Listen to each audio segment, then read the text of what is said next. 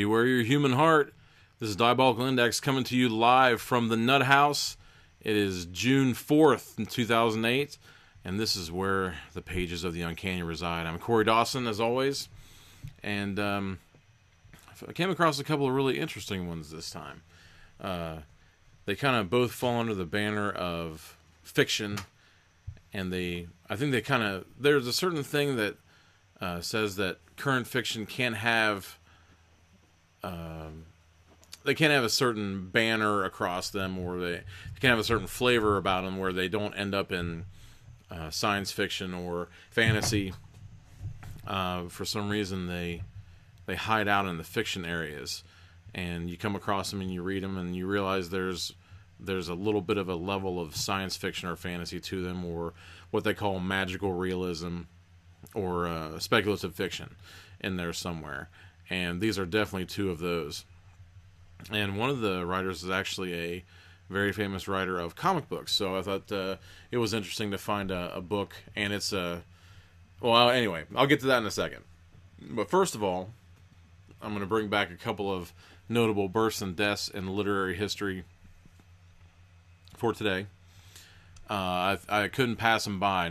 Just recently I've been thinking about doing the births and deaths a little bit more abbreviated than I have been in the past. It seems like I get so many involved, and by the time I get done, it's half an hour in. But they're always important. It seems like I've come across a bunch of important ones over the last little while, so it makes sense. It made sense then, but for the last non-entry, I thought it was kind of filler that wasn't needed, and we got right into the action, and it turns out that it really helped out a lot. It had a lot of input on that one. So, but in this case, I definitely didn't want to pass these two by because they're pretty important. First of all, Franz Kafka was born this month, early in the month. I used to do it by the day, and now I try to just keep it within the week that I'll be broadcasting, because sometimes there are more ones that overlap and some that have a little more importance than others. But I'm sure that anyone who's listened to this podcast have heard of the term Kafkaesque when referring to a story or a book.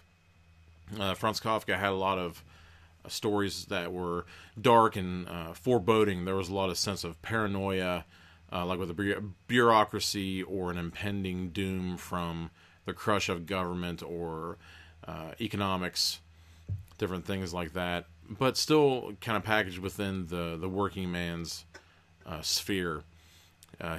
In my opinion, I think his most famous story is The Metamorphosis, and you see it a lot in current kind of hip literary circles. They like to put things on T-shirts, titles and famous covers from books, and one of them that always shows up is this cockroach picture image from The Metamorphosis. The story is about a salesman who goes to sleep and wakes up as a cockroach, and it's I think it's supposed to symbolize kind of like the fears and the paranoia, a little bit of the frustrations of the working class during that time, being seen as almost like an untouchable or lower than an insect or a disease carrier or things like that. He also wrote The Trial and The Penal Colony. So there's a lot of plight of the working man that's involved with Franz Kafka's work, but there's very few things that don't come up, especially when you're talking. I mean, there are certain things, and if you've ever seen it normally comes up for me. I normally hear it in film when they're talking about films, and I remember the Christopher Nolan movie Following that had a Kafkaesque feel to it, except in that case it was sheerly from the paranoid point of view of someone being stalked throughout their life. So, but yeah, if you haven't seen that movie, definitely check it out. It's kind of one of the smaller titles, because he's had such gigantic blockbusters now that a small movie like Following kind of fell through the cracks. And I guess for that matter, you could probably put Memento in there, although that's a little bit more glib and stylish, and it wouldn't really fall under the tone, I don't think, but definitely the meat and potatoes of paranoia. I think that Memento definitely goes to the top of that list quick. But not talking about movies. I always end up filtering down into movies somehow. But Yeah, Franz Kafka was born in June, so definitely that's a big name. And on the other side of the coin, the deaths in June, the one that popped out to me was O. Henry. O. Henry, the author of many short stories. There's actually awards and contests done in O. Henry's name. That was a pen name, of course. I can't remember. I think his name was William. Can't remember his real name, but O. Henry wrote one of. I think that if you're trying to write a short story, if you're trying to learn how the framework of a short story should work when it comes to interplay, things balancing on each other, affected by each other, just like the flow and the framework. I definitely think that O. Henry, you could do a lot worse, especially since, I mean, I would like to think that M. Night Shyamalan probably got a lot of his tricks from O. Henry's books. There's always a surprise ending. O. Henry was famous for it. And I think kind of the quintessential O. Henry story would have to be The Gift of the Magi. There are very few people who, or at least back in the day, weren't forced to read that story as part of the English curriculum. It's one of those turnabout stories that actually it doesn't have a sad ending. It's got a happy ending. I guess there's a little bit of bittersweet in there, but it definitely rounds out the story of the characters really well. Basically has to do with two characters who love each other dearly, and they try to do the best for one another, but they're both in dire straits, so they both make sacrifices, and it ends up being kind of ironic sacrifices towards one another, and it shows their love even more in a surprise ending. So definitely I recommend O. Henry. I would say that overall I kind of prefer sake, not the wine, the rice wine, but the H.H. Munro, Sake, the short story writer. I slightly prefer Sake just because there's a little bit more of a gallows humor that goes along with it, and O. Henry could be slightly sappy at times. And I don't know. Sometimes I think that he not necessarily put on airs, because it's kind of the reverse of that. Almost kind of tried to come off as the salt of the earth, and nothing to say that he wasn't, but it just kind of it was a little bit overbearing sometimes. And I prefer Sake because there's definitely the wink and the smirk as he twists the knife on those. But coolest thing about O. Henry there is that there is a pun-off challenge in Austin every year, or at least there were. And personally myself, it's been a dream for a while to go down there and see if I could hold my own against the punsters that come down for the Austin O. Henry Championship of the puns. But it's named after him. And I'm actually kind of curious to see how that came about, because, I mean, of course, there's turnabout and there's chance and surprise endings in the stories. I'm not sure. I mean, I guess that makes sense when you're thinking of a pun as kind of like the legerdemain and the sleight of hand of the language. Unless, if you don't get what they call a groaner, you have to get people to really suffer some serious pain due to your puns. Otherwise, you don't get taken seriously for them. But anyway, tangent. O. Henry died in June. So those are the births and deaths in literary history for tonight. And let's see. The first book I wanted to tackle today, both of these books were incredibly swift, quick, nimble reads. Definitely a lot of fun in both cases. The first one was Dark Matter by Blake Crouch. And Blake Crouch was the writer of the Wayward Pines television show. And I think that in critical circles, and actually, now that I think about it, every name that I saw on the back of this book, I totally respect. Harlan Coben, Lee Child, Andy Weir, Joseph Feiner, Justin Cronin, especially, Tess Gerritsen, they all just rave about Blake Crouch's work. And in this case, Dark Matter, it ended up being such a surprising read. It reminded me of a lot of things. One of my favorite books of all time. I haven't gone over it here because it would probably, I would have to have an entire episode just on this one alone. And it's kind of a shame that it's fallen by the wayside, and I think that a lot of people kind of discounted it due to the movie adaptation that came out, starring Chevy Chase, Daryl Hannah, and Sam Neill, actually in a really great role that kind of characterized what he would have been as James Bond. Sam Neill was actually up to play James Bond for a while there, I think around the time of Timothy Dalton. But the book, which the movie was made off of, was Memoirs of an Invisible Man, and it really greatly and really swiftly and with a lot of humor, but also with a lot of sinister peril too, and risk and stakes, and class too. Memoirs of an Invisible Man, H.F. Saint. This book really reminded me of that due to the kind of the everyday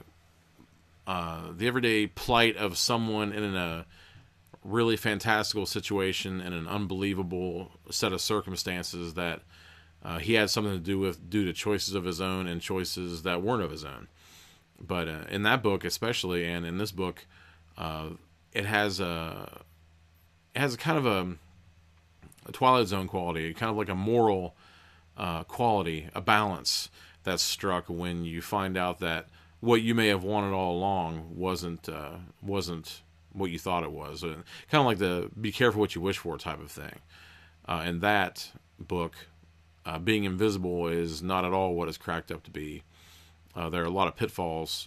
There's a lot of promise, but there's a lot of pitfalls to being invisible. And in this case, in Dark Matter by Blake Crouch, it's basically a story of what could have been.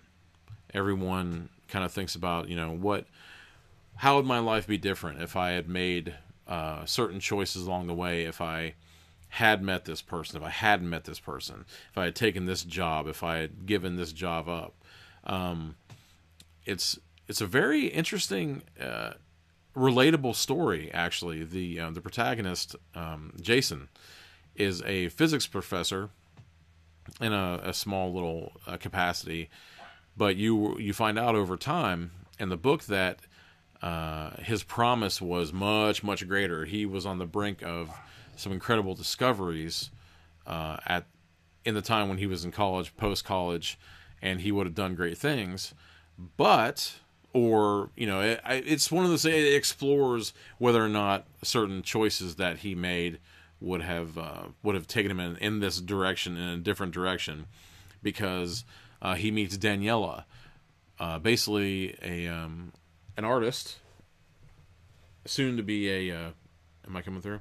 Soon to be a great artist, but a relationship they get into starts to involve children and pregnancy. So they make the decision together to basically focus on their family, and they kind of pare down their accolades, and they put a stop to a lot of the ambition that they would have had. And that's where the kind of like the turn and the hook of the story comes in.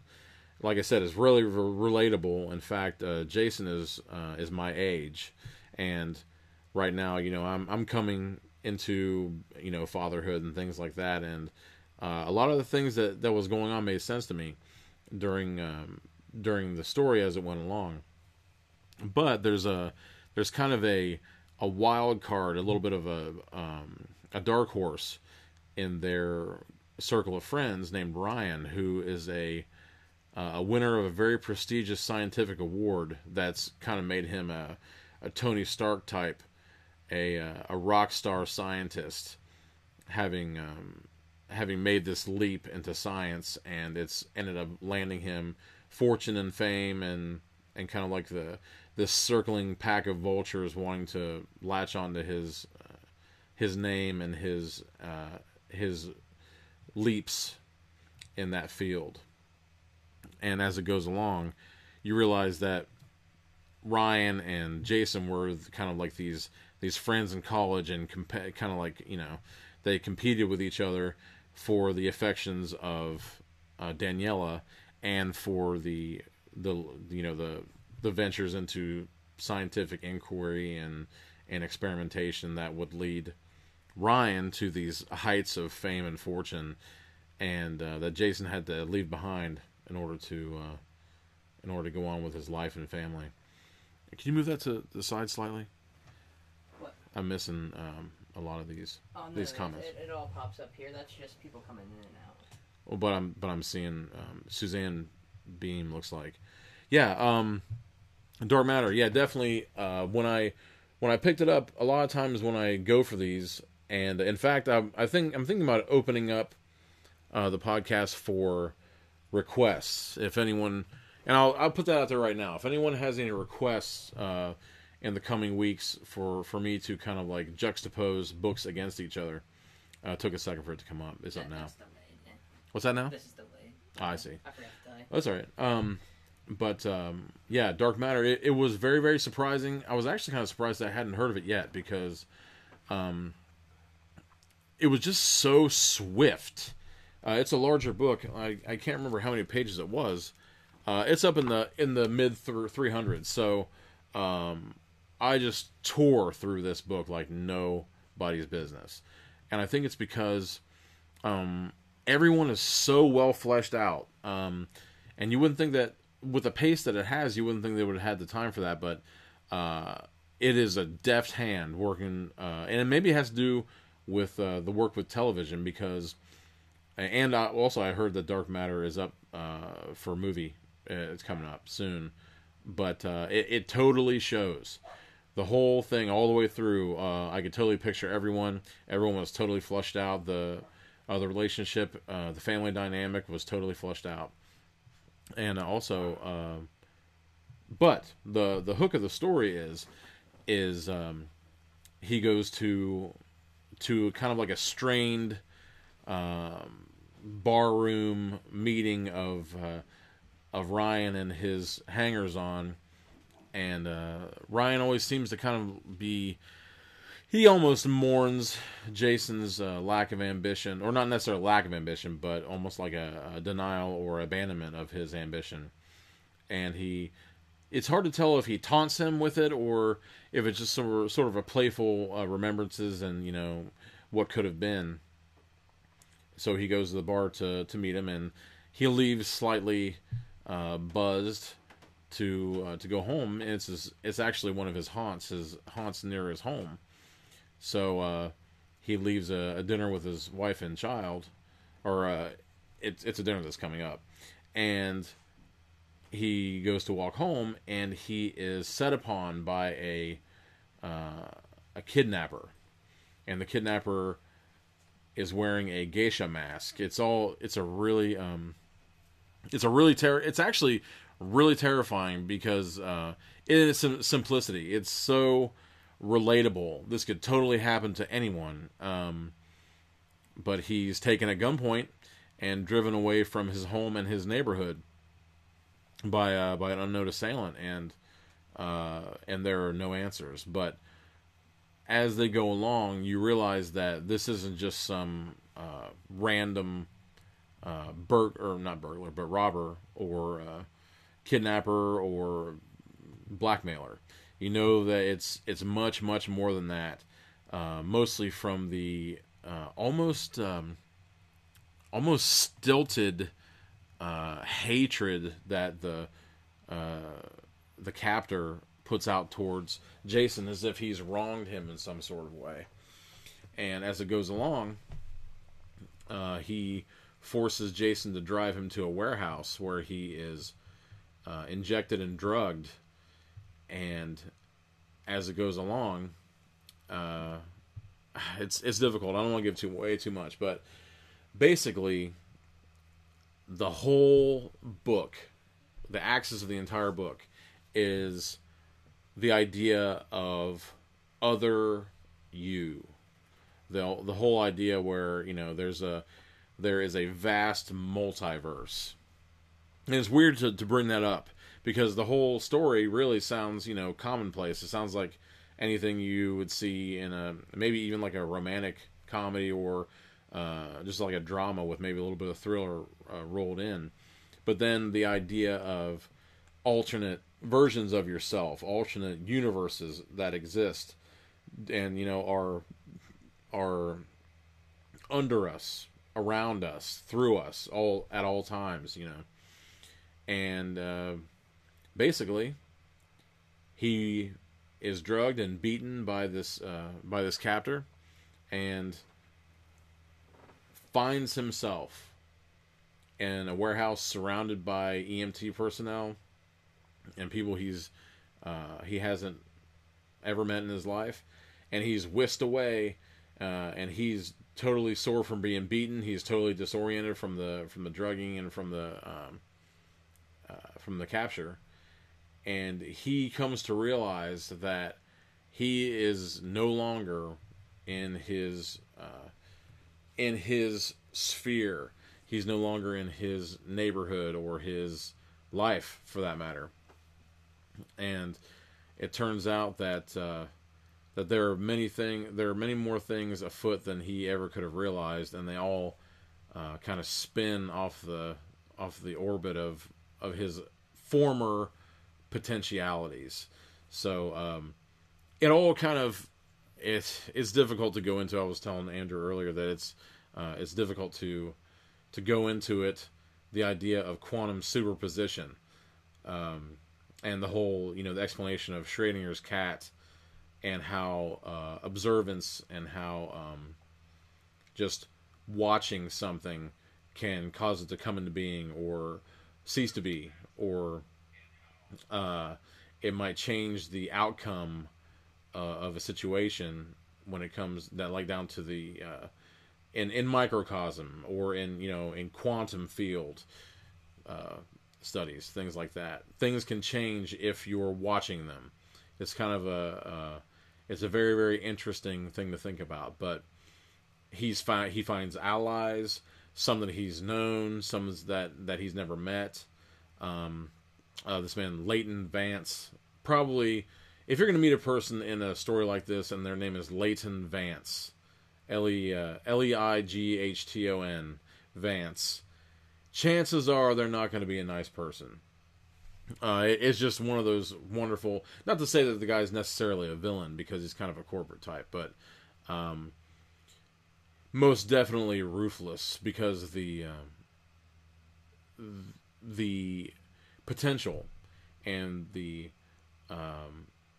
absolute, just the applications of what he, Jason, has created due to the intervention of Ryan in one aspect, and his own, the kind of like the thwarted dreams that he had ends up bearing fruit in this new place that he finds him in, and due to that, there ends up I don't want to give away too much, because it's such a rollicking adventure inside of this completely emotional, the emotional movement of the family.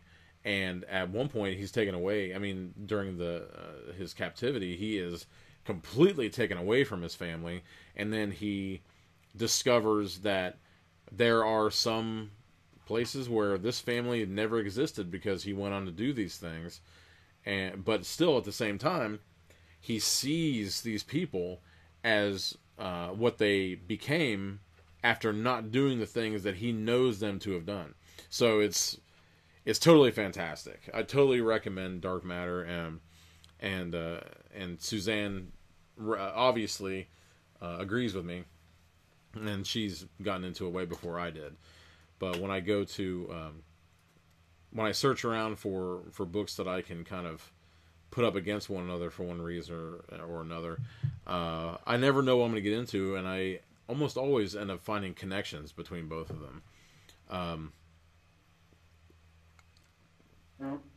Sorry, getting into that.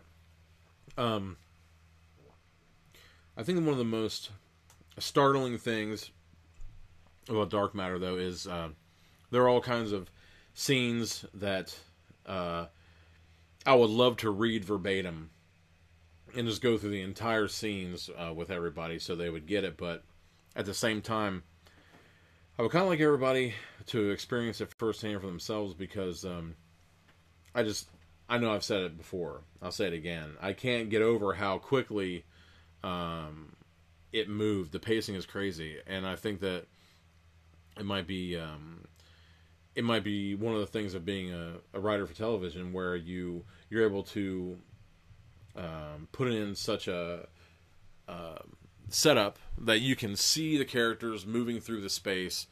You can imagine what it'd be like to see them on a screen, which I normally do as it is. But in this case, I mean, as far as I can tell, an entire third of the book has to do with his current family dynamic, and then the abduction and the things that happen in the warehouse. So I mean, that's a long time to take with that, but you never feel it. You're through it before it's such a suspenseful, meaningful, emotional ride that you even despite the really big heady ideas that happen in this book. I mean, at one point they are glimpsing a corridor, or what looks like a corridor, of infinite possibilities, entrances and exits.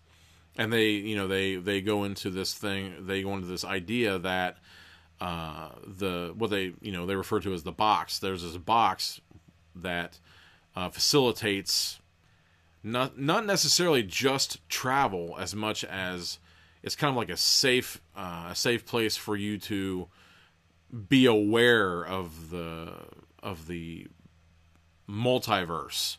So at one point they're encased in this, and in order to glimpse the multiverse, you have to kind of nullify parts of your brain that would see it as illogical, or that aren't happening, just so you don't resist it. And they see this, what they call a corridor, and what it is just exactly where they are in that space, and that almost like a nexus between all of these multiversal possibilities, and it seems to extend off into forever, and they only have a limited amount of time of ability to observe this under this drug-induced clarity they have, and they end up going to a few potentialities that are terrifying. So it's basically got everything that you would ever want. It's got terror. It's got romance. It's got relatable family happenings, just normal things. It's got the growth of characters as people, as husband and wife. It's got the like Suzanne just said, the path not taken. It totally explores that, and what could be, what may have been, what shouldn't have been, all of those things, and brutal violence in some cases, but redemption, reclamation, betrayal. It's got everything. Dark Matter by Blake Crouch, definitely strong recommend. There's a lot more I could talk about it, but I think it would be much better if everyone went into it cold. Suzanne, The Terror. I would read anything Dan Simmons put out. And I have The Terror. To be honest, I mistakenly bought a large print edition of The Terror, and that's the only reason why I haven't read it yet. I dislike large print editions. It might come up that I'll need that to survive one day. I don't know what my eyes are going to be like. I think practically everyone in my family needs glasses but me, so it's probably destined, especially since I read so much, that it's going to happen. But so far, it's just because I'm not a gigantic fan of large print that I haven't read The Terror, but the story has always seemed like it would be completely engrossing and terrifying to me, and I've been avoiding the show as well. Although that does kind of go against my principle. I normally like to watch the adaptation before I read the book, and it's gotten me into a lot of debates and trouble about that, a lot of arguments.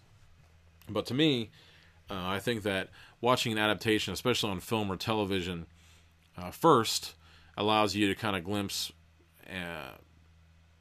characters, kind of like avatars that you put over the characters in a book, situations, places, environments, different things like that, where you can kind of keep those in your mind. And then the book does nothing but expand those things, and sometimes refine them, sometimes even edit them. I think it's much better to do it that way because, in my opinion, like I said, I've gotten into a lot of arguments about this before.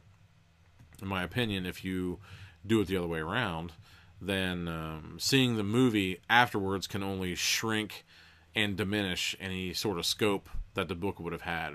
Whereas in the other direction, the book would only enhance it through the power of your own imagination. So there you go. No, so to answer your question, no, I have not seen the Terror television series, but my God, if there was ever a story, I mean, from what, like I said, from what I've seen or from what I've read off the back and different things, it seems like that was born to be a television series. And I'm a big fan of Arctic. If I'm remembering it correctly, I think it happens in like an Arctic climate. I love me some Arctic terror stories. I love them. There's something about it, even back as far as At the Mountains of Madness. There's nothing like it. And the Thing films, Howard Hawks film, and the John Carpenter version. I haven't seen 30 Days a Night, so I can't put that up to that. But basically, any horror that happens in an Arctic climate, I am a gigantic fan of. So there you go, The Terror. It's probably wonderful, and like I said, Dan Simmons, one of my big favorites. So I need to check it out. Godfather rated us on Mixer. What's that now? A whole bunch of viewers over to us. That's why we had. Oh, rock on. Yeah. Excellent. Okay. So the second one on the docket is called Normal by Warren Ellis. And Warren Ellis is like I was saying before, I almost went into it then, a pretty famous kind of outlaw comic book writer. I won't lie, I get Grant Morrison, Alan Moore, and Warren Ellis mixed up pretty much on a weekly basis. I usually have to remember that Alan Moore is he's kind of like the dark elf wizard of the three.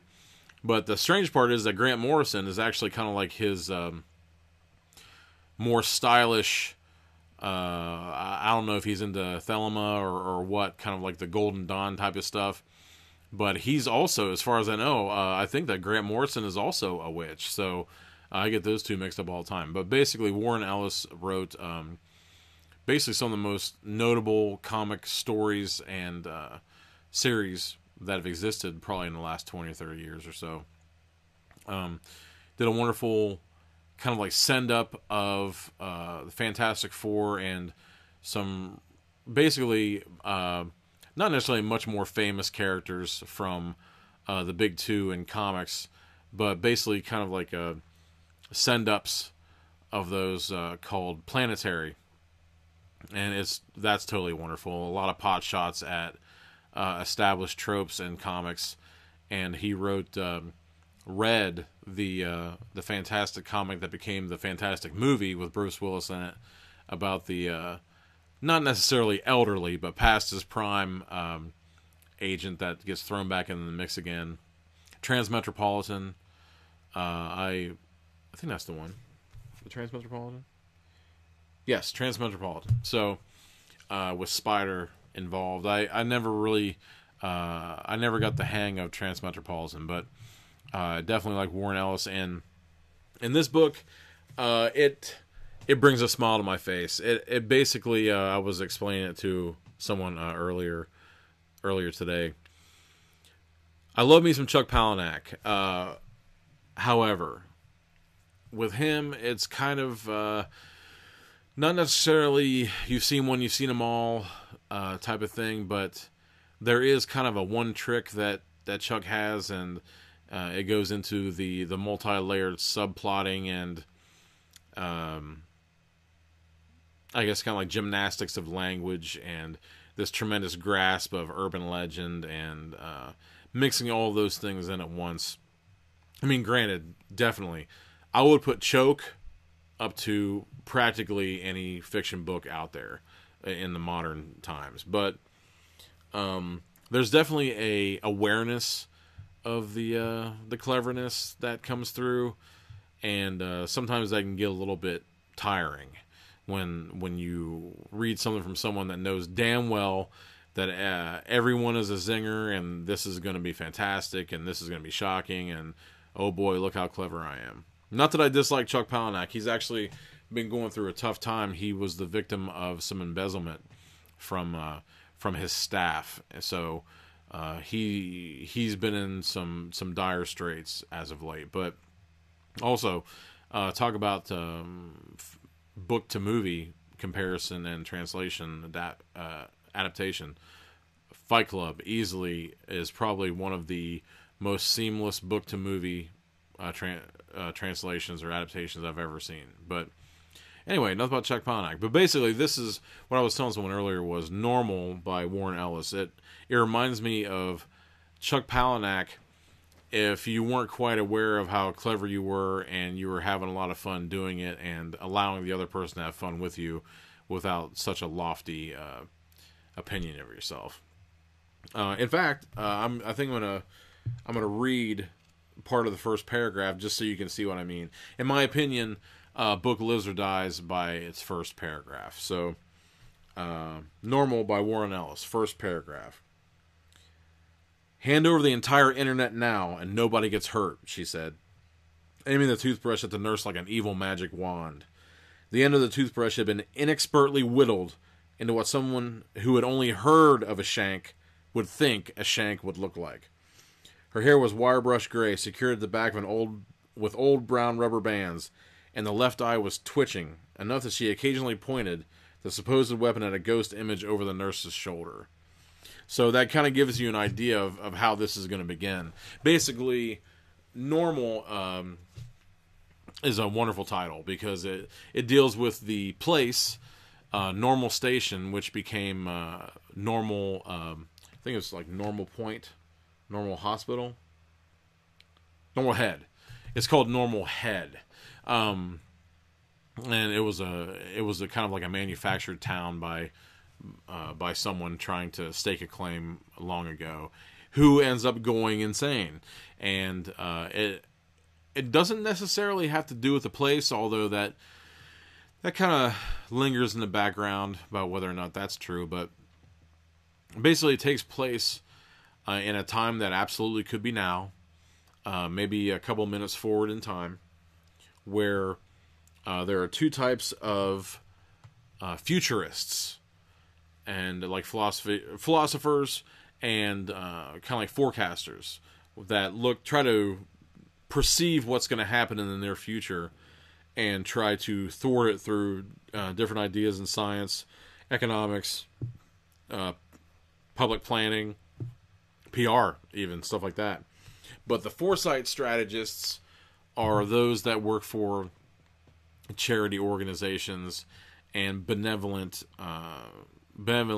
groups that are trying to improve the earth and make sure that we avoid this doom and somehow, keep our standing on earth as well as it could have been. And the other ones are the strategic forecasters. They work for corporations who are trying to capitalize on different trends that are happening towards doom. And like Xander Drax said in the Phantom film, capitalizing or opportunity in chaos. So those are the two types of futurists that are doing what they call gazing into the abyss. And Nietzsche, he always says that the abyss gazed back into you. So that's what's happened here. That's what Normal Head is all about. Normal Head is a hospital for these futurists, these strategic forecasters that have gazed too far into the abyss and they end up going insane. So it reminds me so much of, I guess it might also be because of the playfulness of the prose that's involved. It reminds me a lot of One Flew Over the Cuckoo's Nest, because everyone you're speaking to is crazy, especially one of the what they call pre-staging events is that they sit you down with an inmate that's kind of like a veteran, and you get settled in by talking to them. And basically, normal head, like I said, normal, and especially normal head, there's so many connotations to it. By going to this place, they have disconnected you from your means of extrapolating the future. So, no phones, no internet, and nothing that would connect to Wi-Fi in any sort of way, or 3G, 4G data. And they actually they kind of weigh the options and give you psychological testing and evaluation before you're even allowed to borrow a book from the normal head library. So it's a cleansing, it's a detoxification program from these extrapolated views of the future. Every branch that would grow out of your head that would link you to possibilities down the line, or they're totally erased while you're here. And this is a very, very thin book, 140 some, almost 150, 148 pages. So it's very rare, especially now, that you see a book that comes out with so much packed into such a small distance between the covers. Usually when you see books coming out, even in the supernatural romance category, which luckily is kind of starting to die away, they're usually doorstops. I mean, 300 plus at least. I mean, how many different ways can you spin a werewolf / vampire / elf, or fae, as they like to go into it? You can only mix up so many fads at one time. But that's just my opinion. But kind of like the thing that turns everything on its head, even though the lead character, Adam, ends up at a table with, I think her name is Leela, and she, it's so interesting the way everything is described. He said that she has cold eyes, but a very, very incredibly winning smile. So it's really strange to think of this kind of like bisected face where the eyes are cold like a camera lens, but at the same time you have this gigantically wide smile. It would be a terrifying thing to see. But as he sits there talking to her, and she kind of runs down what it's like. In fact, there's even a demarcation aisle in between the corporate futurists and the benign, or the beneficial futurists, even in the cafeteria area, in the patio area. So they don't let them mix. And he notices that there's a really creepy big guy in a black coat that's just kind of like winding his way through the forest behind the outer tables area. And they say he's a new arrival, and he has this pang. It's so relatable. It's so personal. He has this pang, even though he's a futurist and he deals with all these technological marvels in order to extrapolate the future. He falls into this old pattern of almost like on a kindergarten schoolyard, where the guy in the forest, even though he's scary looking and he stays away from everyone, he's wearing a dark coat, he wants to meet with this person and link up because they're both new there. They're the newbies at Normal Head. And everyone's taken by force. You don't... You're forcibly committed to go to Normal Head by a nurse that he says could circumcise a redwood with his teeth. So This guy is a massive, mass mountain of a man, and he's just pulled out of his life and thrown into this hospital. And then something very, very strange happens. So in comes this strange thread of the locked room mystery, where this place where there are no cameras, there are no monitors, there are no invasions of privacy of any kind. You can actually, as an inmate, what they call an inmate there, you can actually lock the door behind you and keep your key inside with you to ensure that you're not invaded. So, of course, the guards get pissed when they find a room that's locked from the outside, and they go to find the guy in the dark coat, whose room it is. And when they open the door, there's no one there. And not only is there no human there, in the space where there would have been a human is a gigantic, frothing, skittering pile of bugs where this person would have been. And that's where it gets really, really, really interesting, because at one point Adam gets bent out of shape and he crushes one of these bugs. And what he discovers when he crushes the bugs upends the entire environment. I'm not going to tell you what it is, because I like surprises. Hopefully, so do you. And I mean, for real, this isn't even 150 pages. This is almost smaller than anything you would get at a Scholastic book fair at this point. So, especially with the wonderful dialogue and description and the cast of characters in this book. One's named, I don't know if it's supposed to be Clo or Clough. It's Clough. English accented, just kind of like a rabble rouser. He just walks around just kind of like heckling people and talking about the establishment. And Leela, he walks over Clo or Clough. I'm going to say Clo. Clo walks over to Adam and kind of whispers in his ear and says, have you noticed that whenever you start talking about food, Leela, she gets a little bit of slobber at the side of her mouth, and Leela gets pissed and tries to crush a cup and throw it at him, but it doesn't quite work because everything there is made to be non-threatening. The mold-injected chairs are all rounded off, but he basically tells Adam that she was sent there for eating someone at one point. So the best part is that he's not lackadaisical. He has this playful nihilism about being surrounded by probably the smartest group of absolute lunatics that could possibly exist, and then they end up finding this guy that somehow escapes this inescapable room. And does he become this pile of bugs?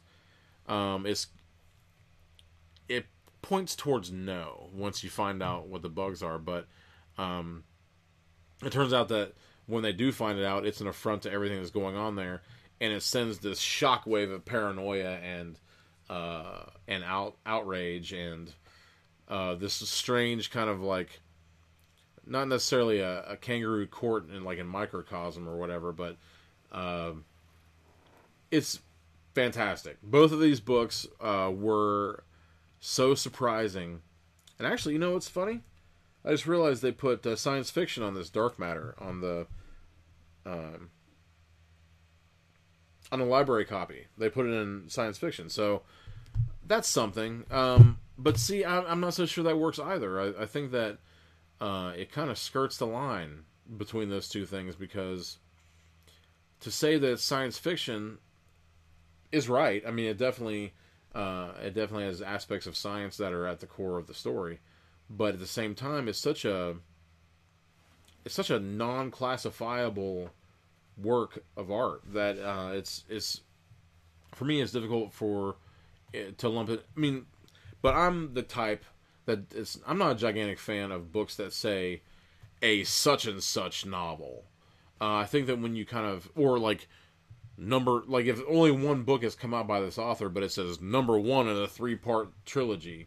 I'm not a gigantic fan of that. It seems like, even though it has a large scope, it almost like ropes you into this commitment with that. In fact, in the shop, in order to make sure that an entire series goes out at once, I have to bind it together because people are constantly looking for the 2nd and 4th parts and all that type of thing.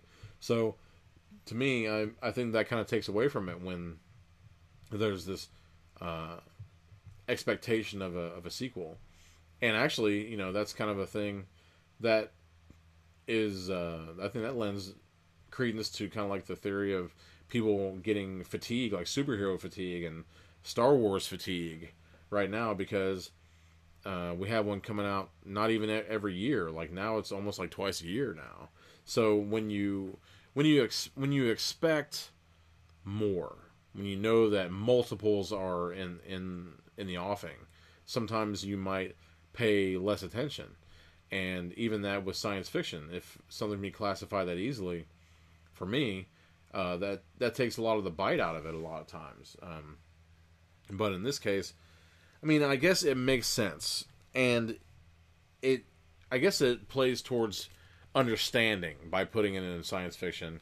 That way, when you start reading it, you realize why it was there. But at the same time, all of these reviews from these authors, they don't say science, they say thriller. So, I guess that's kind of that. If it's so difficult for even other authors of that sort of stuff to classify it into science fiction or anything like that, I think that just speaks to it. I think that enhances it when you can't very, very neatly or easily put in any kind of any sort of, I mean, to use the hackneyed, box, when you can't put it in any sort of box, I think is really helpful. And putting normal in any sort of box, I think, is difficult too. And I would be really surprised if someone didn't, like, they're comparing him to a mixture of William Gibson and Margaret Atwood. I completely disagree.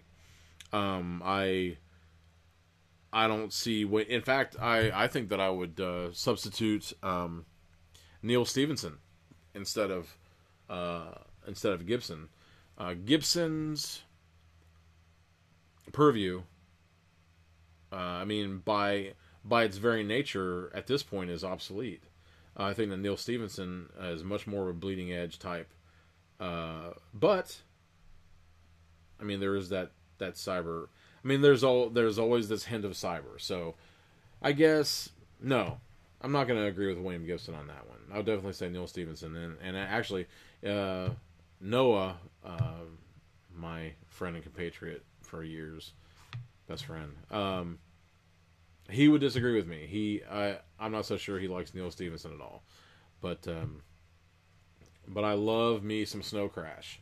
I guess that it's because for me, William Gibson, there's a chunk of time that William Gibson's work falls into, and it's so of its time that it's difficult, even though it paved the way for everything that came after it. There's something about an iconoclast. There's something about when you've reached such a peak, it's difficult to see it as anything but a beginning. It's difficult to take it into context now. Just like you watch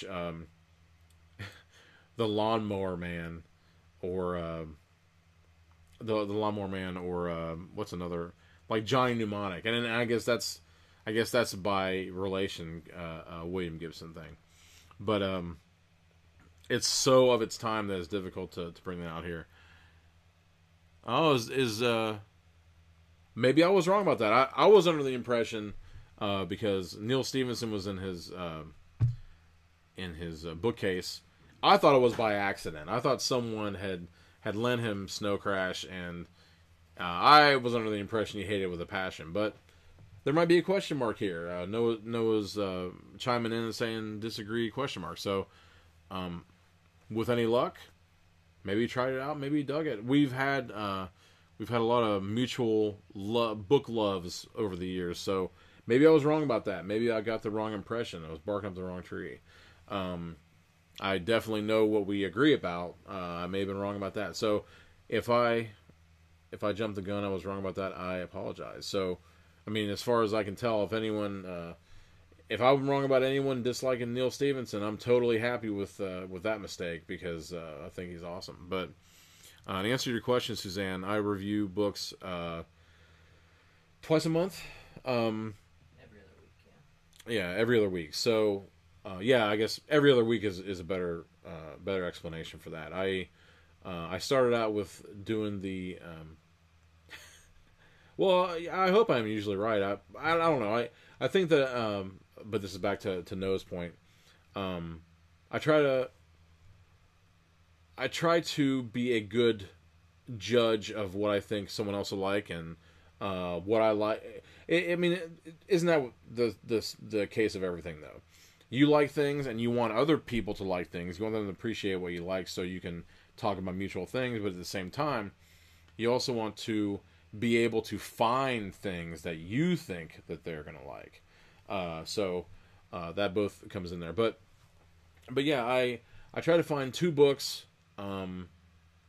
without a whole lot of planning, if I can, that kind of play off one another. In this case, it was the idea of disappearance, the idea of perception of these two, and they ended up being alike, but as far away from one another as could possibly be. So this one was actually, I think it was definitely a victory. I found a couple of these, but in answer to what's next, on the second and the fourth week, is that the way it plays? It may not play out like a second and the fourth week, but basically from the first week, the first Monday that I did this, I did the two books, and then the next week after that, I ended up doing a live playthrough, I guess you call it. I don't know, a mutual live choose your own adventure.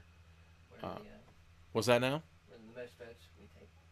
Yeah, and also so it's a totally interactive choose your own adventure game where I go through the books and I put the choices out there, and then according to what everyone votes on the comments on Magic Scroll Network for the Diabolical Index, I call those non-entry episodes. The entries that I do that end up going to the audio are only the reviews of the books that I've kind of like juxtaposed, because there are so many comments and there's so much conversation that doesn't get seen or heard on the non-entries, that they don't end up going onto Stitcher and Google Play and iTunes and Anchor and all the other stuff that we do. Does it end up on Anchor? The non-entry? Anchor, we're getting rid of the SoundCloud. Okay, so Anchor does the same thing as SoundCloud. Yeah, we're getting rid of SoundCloud, so we're going to Anchor FM. But then you can have your own webpage. Yeah, so it's a little more individualized. But the non-entries, which is to say the Choose Your Own Adventures, don't end up there. But all that being said, to answer your question about what's next, I was actually giving some thought to maybe taking requests for two books to kind of pit against each other for the next one. Normally what I do is during the week of the non-entry, I kind of leisurely go into a library or into my own collection, and I try to find... but the thing about... I hesitate to say find. I almost like to say look around for things to kind of like jump out at me, because I don't really search that hard. I like it that way, because then it almost seems like more of a coincidental connections that I end up finding between the two books that I find. So yeah, so by that token, I haven't figured out what's going to be next in a couple of weeks, or is it just 1 week? This week, and then so a couple of weeks from now, I'm not exactly sure what they are. So if anyone has any suggestions for books that could kind of complement each other and go against one another and have connections and parallels as well as differences and maybe some opposite moves, I'm totally into all that. So feel free, anyone listening tonight or wherever, to send me requests or suggestions for books to do. I'm always trying to find new things with that. I'm not going to say that I'm going to take all the suggestions. I'm gonna weigh them against what I think might happen, only because I'm going to try to avoid, if I can, doing not necessarily obvious picks, but if something has just been talked about to death, I don't think that there may not be anything new that I can bring to it. So, yeah. So anyone listening who wants to get involved and send me suggestions or picks that you have, you can do it here on the comment stream. You can email it to me at the Diabolical Index at columnist.com, or Paradox City Books and Games. You can hit me up on the messages there, or my personal page. And I'm Corey Dawson. I don't know. A lot of people didn't know that. I don't know. Who knows? I don't know. Once you see my face, it's hard to forget it. A lot of people will tell me that. I don't know. But yeah, Suzanne or anyone, if you have any ideas to that effect and things I can review. I mean, it's difficult to call these reviews. I don't know. Reviews are usually like, well, this is good because of this, and this is bad because of that, and it's kind of I would like to think that what I do is Dissect it, maybe? well, yeah.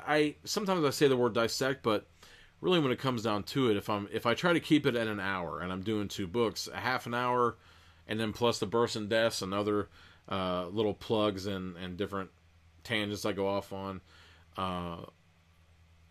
I don't go as in depth, only because really when it comes down to it, I'm trying not to spoil as much as I can, but give an impression and appreciation.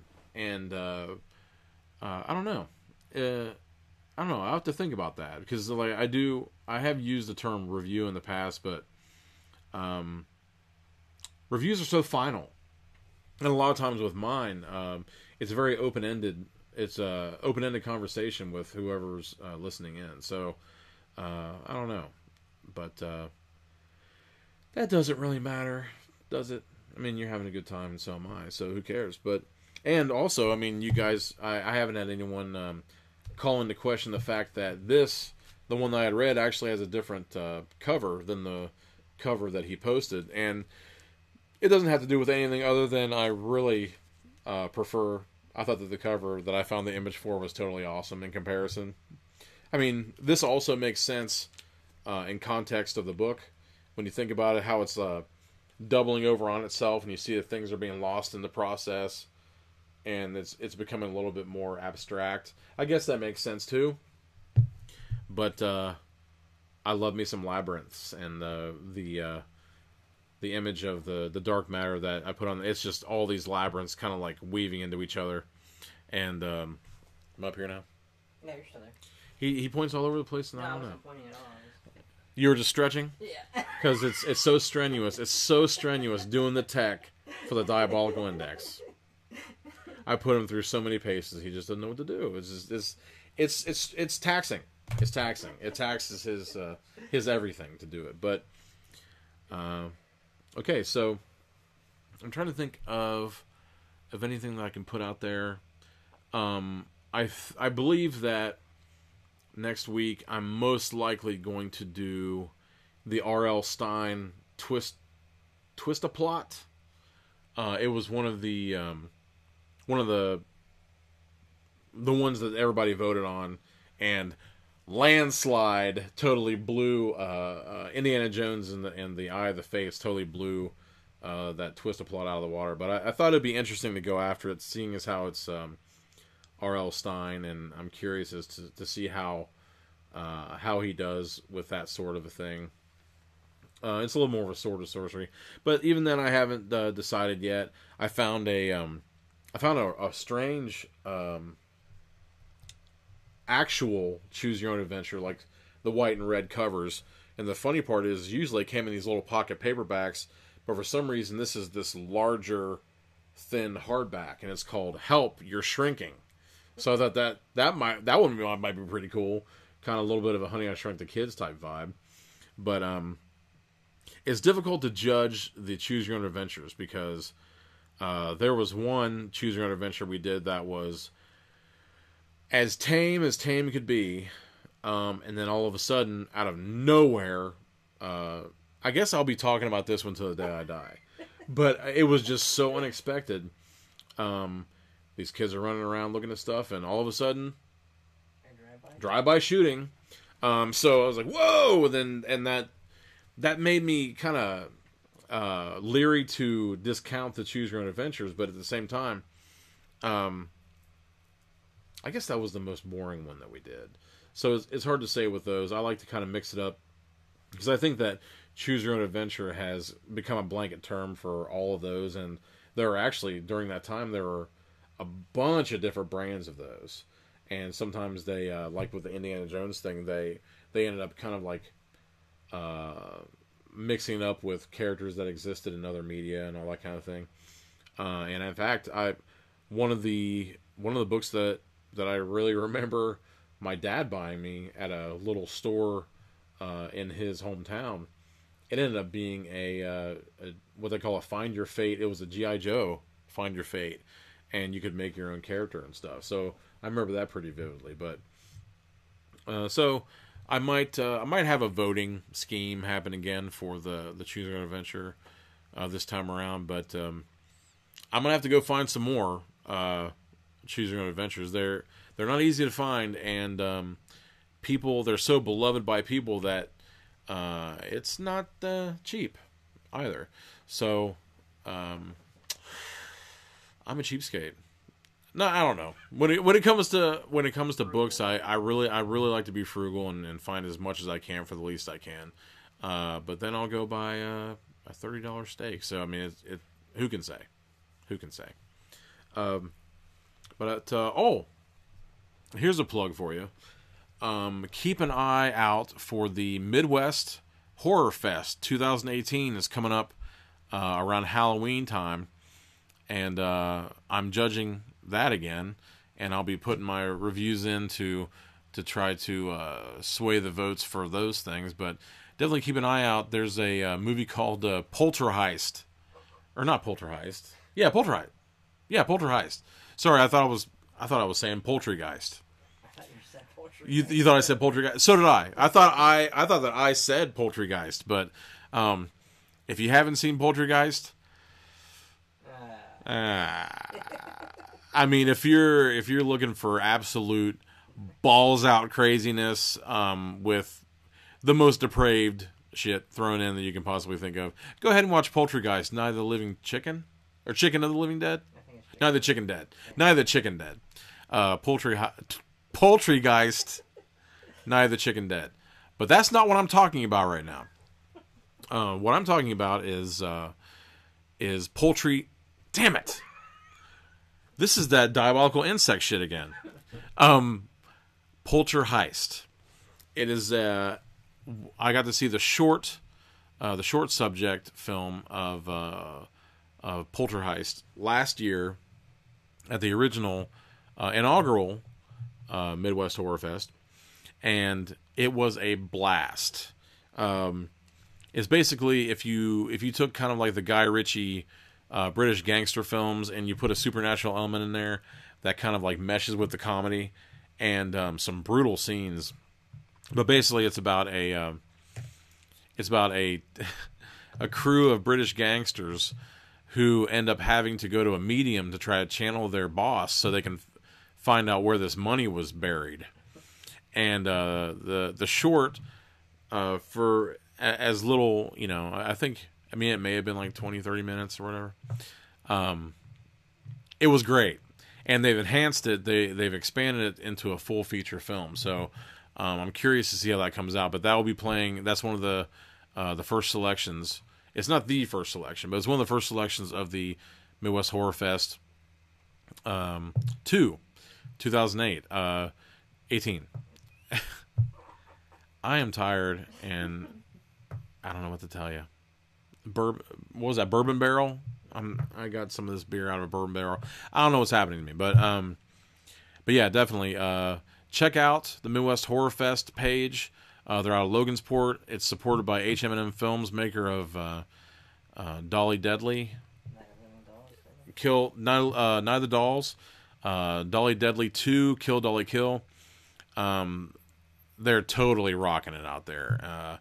Tom and Rebecca and Tony and Dan, they're wonderful, wonderful, wonderful people. So definitely go to the Midwest Horror Fest 2018 page. They did an Action Fest this year as well, and that was the inaugural Action Fest. So every year you'll be looking at 2 fests coming out of there, and they're great people, and movies coming from all over the world, and it's totally awesome. So definitely check them out.